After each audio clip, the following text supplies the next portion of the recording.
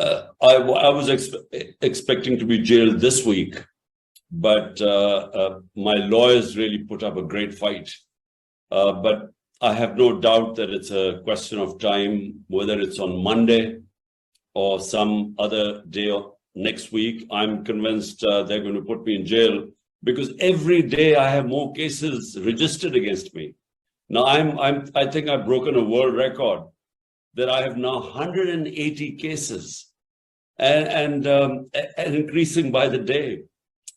And unfortunately, there's right now we are facing law of the jungle. This is unprecedented.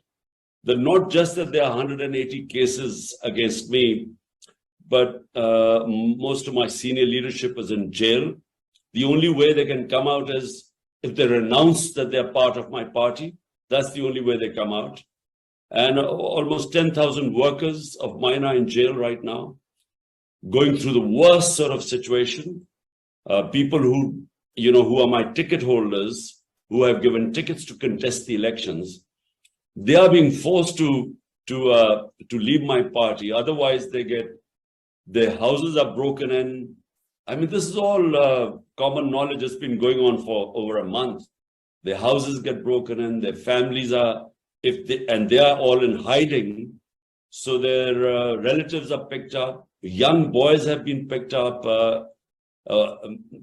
Their women. So we are facing the worst sort of persecution. It's never been done. This sort of thing has never been done in Pakistan to political workers. So it's a matter of time. I expect maybe Monday, maybe a few days later, but I don't see being out of jail for long. Well, definitely our ex-army chief, he engineered the whole thing. He used the intelligence agencies to break my party members and also our allies. So it was a coalition government.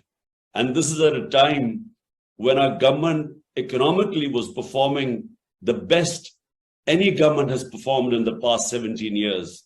And this is despite 2 years of COVID-19. And when our government was considered internationally to be the top 3 governments that coped the best with the COVID-19 pandemic. So he engineered the whole thing to get an extension. And he then joined hands with the current prime minister, who was facing corruption cases. He was under trial at the time, and they engineered this thing. And where did the US come in? They fed the US this bit that I was anti-American. I'm talking about the army chief. He actually had a lobbyist who was paid by my government without my knowledge, who was lobbying in the US to say how anti-American Imran Khan was and how pro-American the army chief was. So yes, there was the US interference came in when their Undersecretary of State spoke to Ambassador 6th March 22. And the ambassador then sends me the cipher, which says that ambassador sends me the cipher, which says that unless the Prime Minister Imran Khan is removed in a vote of no confidence, there would be consequences for Pakistan. And then the vote of no confidence was tabled the next day. And then within weeks, my government left. But we now realize that it was engineered by our army chief rather than engineered from Washington. But that's what we think. Well, look, let me first clarify what my position on foreign policy is. Look, Pakistan's foreign policy must be for the people of Pakistan. And why? Because 100 million Pakistanis are vulnerable, 50 million below the poverty line, and 50 million just above it. So when I came to power, I specifically spoke about how we were going to try and lift our people out of poverty. Now, in doing so, you have to have a foreign policy that is basically non-aligned, like India. Now, India, for instance, they trade with China.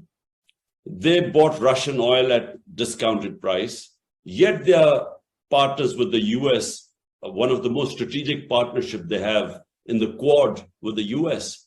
Because India, their governments are concerned about the vast number of poor people in India, the level of poverty. Same is the case with Pakistan. So my idea was not to be anti any government. My idea was that my concern, the people elected me to help them get out of poverty. Now, we were involved in two conflicts. We joined the US jihad, the Afghan jihad against the Soviets in the 80s. And then after 9/11, we again joined the US war on terror. Both these conflicts took a heavy toll on Pakistan. The 80s one left 5 million refugees in Pakistan, Kalashnikovs, drugs flowing in, militant groups. And we suffered from all that, the consequences. Then after 9/11, we joined the US war on terror. 80,000 Pakistanis died. They were killed in that war. And then over $100 billion were lost to the economy. So if my concern are the 100 million vulnerable people of Pakistan, then the best way is to stay out of conflicts. Be partners in peace. We played our part in trying to get the Taliban and the US across the table. And we were responsible. Pakistan, my government was responsible in the Doha talks. But to be part of any conflicts, I think we just cannot afford it. So more like the Indian foreign policy. I think the whole Afghan war was a mistake. You know, if you know the history of Afghanistan, they do not accept foreign invaders.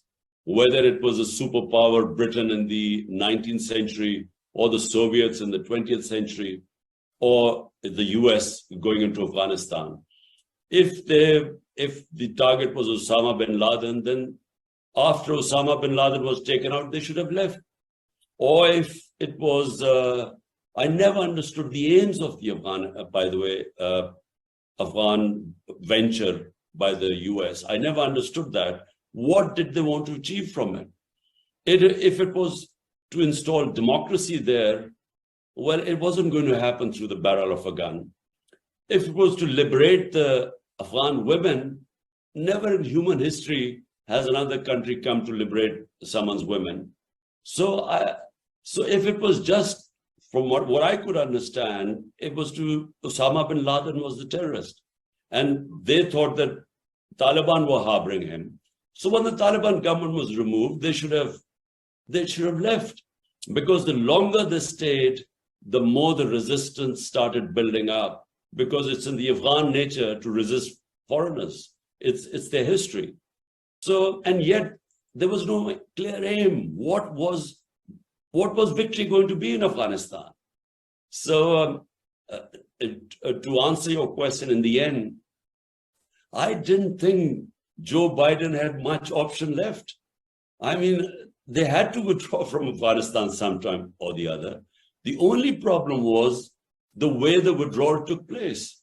Now, I again don't blame Joe Biden, because he wasn't supposed to know that Ashraf Ghani would take off in the middle of the night. The president would leave the country. And the moment he left the country, the whole Afghan army collapsed. By the way, Afghan army was already collapsing. So no one was expected to, Biden wasn't expected to know that there were 300,000 Afghan army would just collapse and that the president would take off. Because all of us, we sitting in Pakistan, thought there would be a civil war. There would be, 300,000 Afghan army it would take a long time. When I met President Trump, this was almost 2 years before what happened in Kabul. President Trump thought that the Afghan government would last 6 months after the withdrawal, but no one expected that the way it collapsed. And so because it collapsed in the way it did, the whole withdrawal became chaotic, and no one was expecting it. And then the airport scenes. And I think President Biden actually got a lot of flack, but, if that had happened 2 years later, for instance, if 2 years later they had withdrawn, and if the president had fled, as Ashraf Ghani did, the same thing would have happened 2 years later. So I think, he couldn't have predicted the collapse of the Afghan army and the president leaving the country.